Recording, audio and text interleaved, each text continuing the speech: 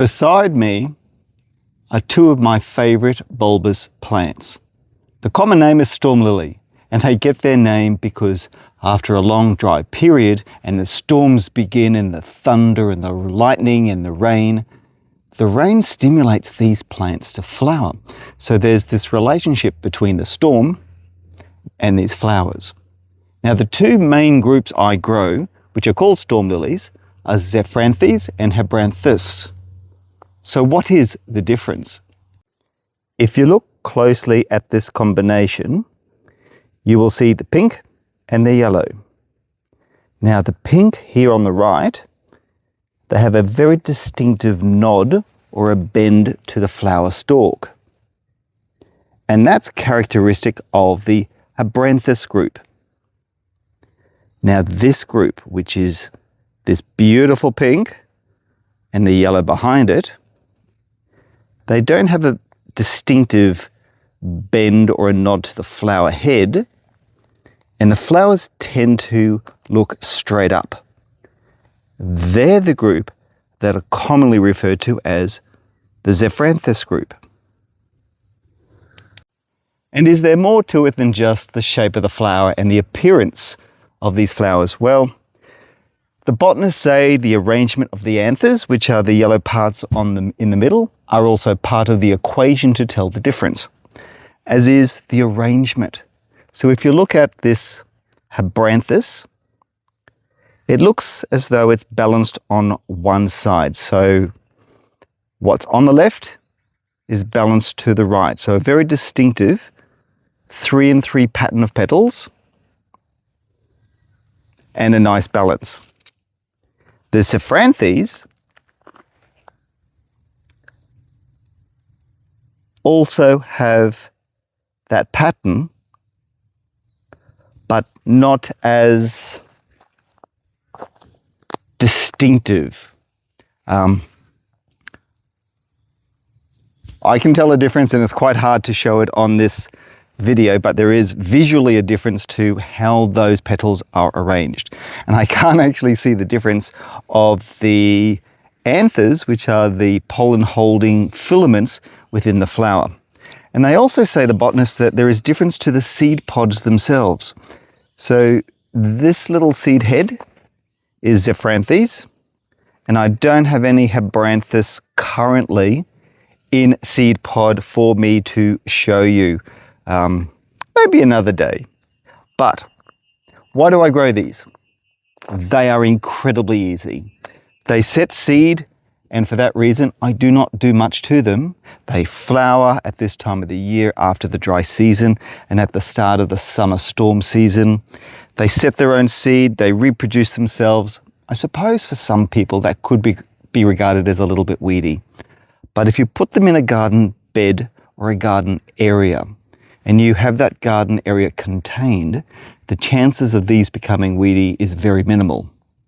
That said, there are some species of the Zephyranthes and the Habranthus, especially the Habranthus group, which can be very, I would have to say, invasive in terms of their prolific seed production and how widely and how the volume of seed that they produce. But if you are able to collect some Zephyranthes and Habranthus, I do believe they've now all been bundled together into the one genus. And I cannot remember which way they've gone. I think they're all now in Zephranthes. But I will put a note in the descriptive notes just to confirm all of that.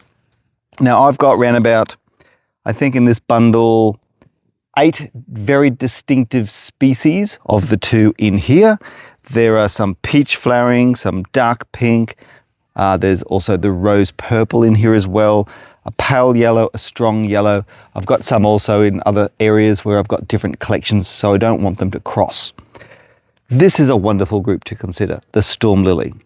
The most common you'll find in the nursery industry is the pure white one with the yellow anthers, and that is known as the classic storm lily, Zephranthes candida. And it's tough, it's reliable, it's a beautiful bulbous plant, easy to divide. You lift the plant up and then split the bulbs apart. That one rarely ever produces seed, and for that reason is virtually not an invasive weed species because it doesn't produce seed. These others do produce seed, so a little bit of care is needed. But where do you find these plants? Well, head to a garden event. That's most likely where you'll find these plants. The pure white one you will find at the garden centre, but these specialist ones, go online, buy these plants online, or go to a gardening event to find these very special, very beautiful bulbs for the warm climate. They do not need refrigeration. They do not need special TLC. These are the bulbs gardeners in warm climates should be growing. The colours are pretty, the plants are easy, and that's your garden tip for today from Paul Plant Horticulture. Hope you've enjoyed this garden tip with these particular plants. And I forgot to mention, sometimes some people call them the tropical crocus or the storm crocus because they look a little bit like it. And that's the end of the video for today on Paul Plant Horticulture. If you have enjoyed this one, please give me a thumbs up and subscribe. I'd like to hear your comments. Are you growing this plant? Have you had experience with this plant? Are some of the crocuses, storm crocuses that you're growing, are they weedy? And if so, which one are you growing?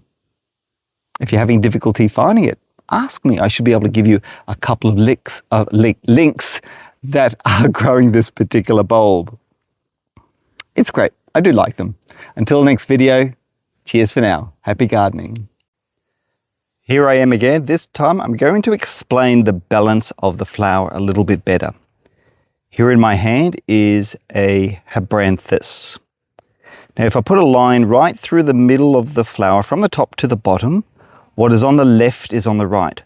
But if I turn it slightly so that the other three petals are at the top, I couldn't put a line through that image because it won't be balanced. And if I turn it in any other direction, it won't produce a similar pattern. In fact, it's only one direction, straight up and down, where the balance on the left is the same as on the right. However, if I look at a Zephranthes, so what's on the left, the arrangement is pretty much the same on the right, looking at the petals. I turn it. What is on the left is the same as on the right. I turn it again. What is on the left is the same as the right. So this has multiple balance possibilities. Habranthus only has one. And that's visually one of the iconic ways you can tell the difference of a Habranthus to a Zephranthes. Hope that has helped clarify that one visual identification feature of these storm lilies.